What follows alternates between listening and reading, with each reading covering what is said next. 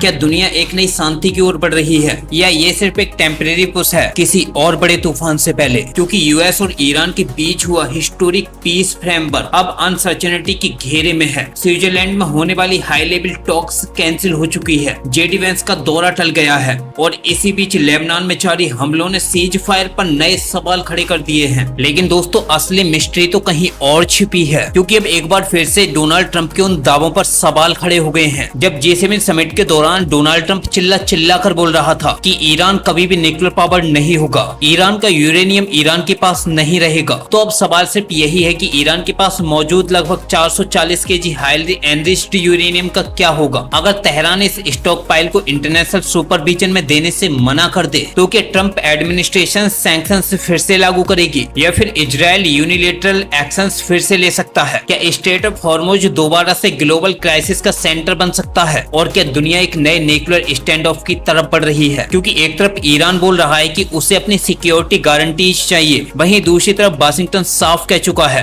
कि Iran never can have a nuclear weapon. क्योंकि दुनिया को हैरानी उस समय हुई थी जब ईरान के लिए डोनाल्ड ट्रंप ने बेंजामिन नेतन्याहू को भी अपशब्द बोल दिए थे। आपको बताएंगे कि क्या कहा था। इसलिए अब पूरी दुनिया के दिमाग में सिर्फ एक ही सवाल है कि स्विट्जरलैंड टॉक्स रुकने के पीछे सिर्फ लॉजिस्टिक्स है या पर्दे के पीछे कोई बड़ा जियोपॉलिटिकल गेम चल रहा है। आइए बताते हैं। देखो, ये वीडियो बेहद ही धमाकेदार है, बस इसलिए आप लोग वीडियो को बिल्कुल भी स्किप मत करना। और अगर आप लोग हमारे चैनल पे पहली बार आए और अभी तक आप लोगों ने चैनल को सब्सक्राइब नहीं किया है तो एक देशभक्त होने के नाते सबसे पहले चैनल को सब्सक्राइब कर लो, बेल आइकन को प्रेस कर लो और वीडियो पर भी लाइक शेयर एंड कमेंट करना मत भूलिएगा। तो फाइनली पूरे एक वीक बाद ये बात बिल्कुल साफ हो गई है कि आखिरकार ईरान और यूएस जो पीस टॉक था वो फेल हो चुका है। जेडी वेंस ने अपनी यात्रा रद्द कर दी है, यानी कि जेडी वेंस इस पीस टॉक में शामिल होने के लिए स्विट्जरलैंड नहीं पहुंचे हैं। वहीं जो डोनाल्ड ट्रंप G7 समिट में शामिल होने के लिए स्विट्जरलैंड पहुंचे थे, तो खबरें आ रही हैं कि वो भी अब वापस लौटने के लिए तैयार हैं, क्योंकि स्विट्जरलैंड की तरफ से ऑफिशियली ये दावा किया गया है कि जिनेवा के अंदर जो यूएस ईरान के बीच में पीस टॉक का फाइनल एग्रीमेंट साइन होना था वो नहीं होगा। यानी कि जिनेवा के अंदर कोई भी पीस टॉक नहीं होगी, क्योंकि ना तो US vice president JD Vance पहुंचे और ना ही ईरान की तरफ से ईरान का डेलीगेशन पहुंचा है। तो आखिर ये डील होगी किसके बीच में? हालांकि अभी भी खबरें निकल के आ रही है कि इस डील को पोस्टपोन कर दिया गया है, यानी कि एक बार फिर से डोनाल्ड ट्रंप के दावे जो थे वो पूरी तरीके से फेल साबित हुए हैं। और हमने जो पिछले वीडियो में आप लोगों को बताया था कि अमेरिका और ईरान के बीच में पीस टॉक फेल हो जाएगी, ईरान की फॉरेन मिनिस्ट्री ने भी ये बिल्कुल साफ कर दिया था कि हमें डोनाल्ड ट्रंप की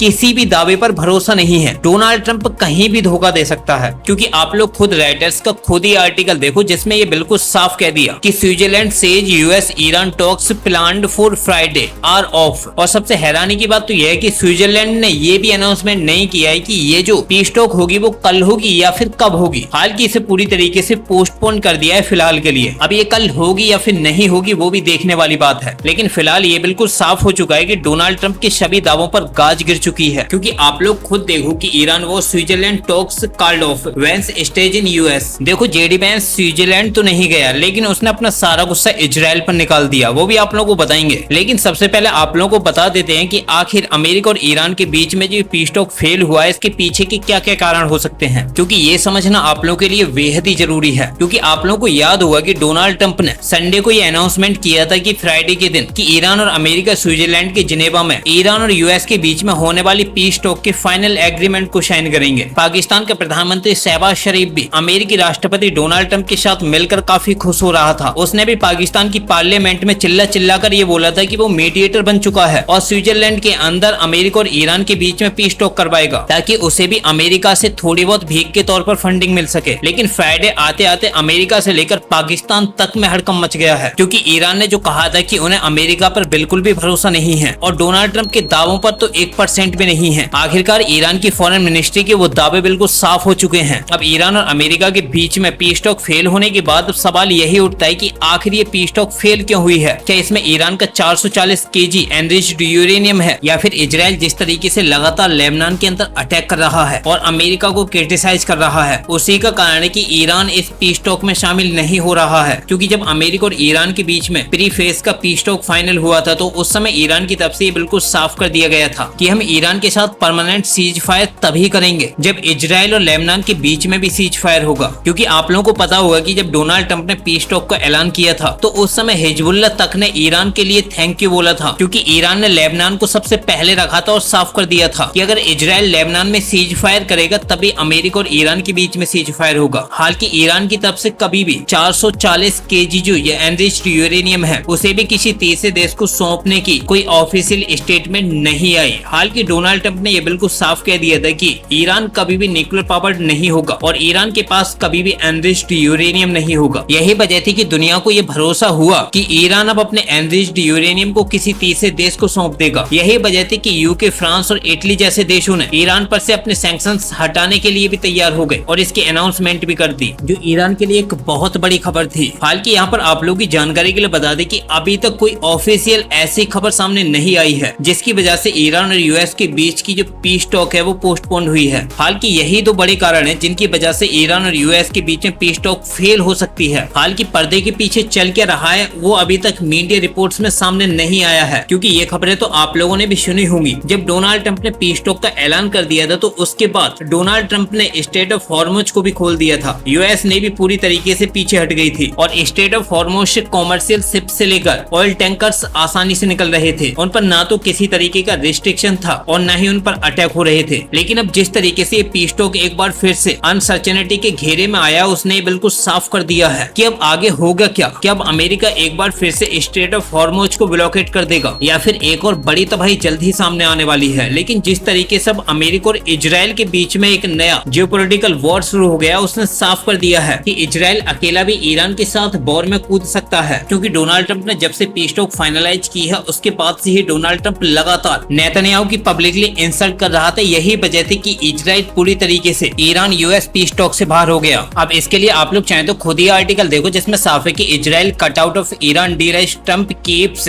डिराइडिंग नेतन्याहू इन पब्लिक। देखो यहाँ पर ऐसा केवल नेतन्याहू के साथ ही नहीं हुआ है, बल्कि इससे पहले जब व्लादिमीर जेलेंस्की ने भी डोनाल्ड ट्रंप की बात नहीं मानी थी तो उसके बाद जेलेंस्की को भी डोनाल्ड ट्रंप के इसी टाइप के अपमान का सामना करना पड़ा था। और केवल बेंजामिन नेतन्याहू ही नहीं बल्कि फ्रांस के राष्ट्रपति इमैनुअल मैक्रोन तक के साथ ऐसा हो चुका है। यही वजह कि बेंजामिन नेतन्याहू का पब्लिकली अपमान होता देख इजराइल के लोगों के बीच में गुस्सा फूट गया और डोनाल्ड ट्रंप पर हमले करने लगे और डोनाल्ड ट्रंप की सीज फायर की पूरी तरीके से आलोचनाएं करने लगी कि डोनाल्ड ट्रंप जो कर रहे हैं वो सही नहीं कर रहे हैं और इजराइल किसी भी कीमत पर लेबनान को नहीं छोड़ेगा। लेबनान के अंदर जो इजरायली मिलिट्री डिप्लॉयड है वो भी कभी भी पीछे नहीं हटेगी। अब डोनाल्ड ट्रंप के इजराइल के अंदर से सीज फायर का विरोध होता देख जेडी बेंस भी इस जंग में कूद गया। जेडी बेंस ने भी सीधी इजरायलीज को ही धमकी दे डाली और साफ कर दिया कि इस समय दुनिया में इजराइल के साथ कोई नहीं खड़ा सिवाय डोनाल्ड ट्रंप को छोड़कर। और चाहे तो आप लोग खुद ही आर्टिकल देखो जिसमें साफ है कि JD Vance slams Israeli officials who criticized US Iran deal deepening rift between allies. और व्हाइट हाउस के अंदर ब्रीफिंग के दौरान जेडी बेंस ने ये बिल्कुल साफ कर दिया कि Donald J Trump is the only head of state in the entire world who is sympathetic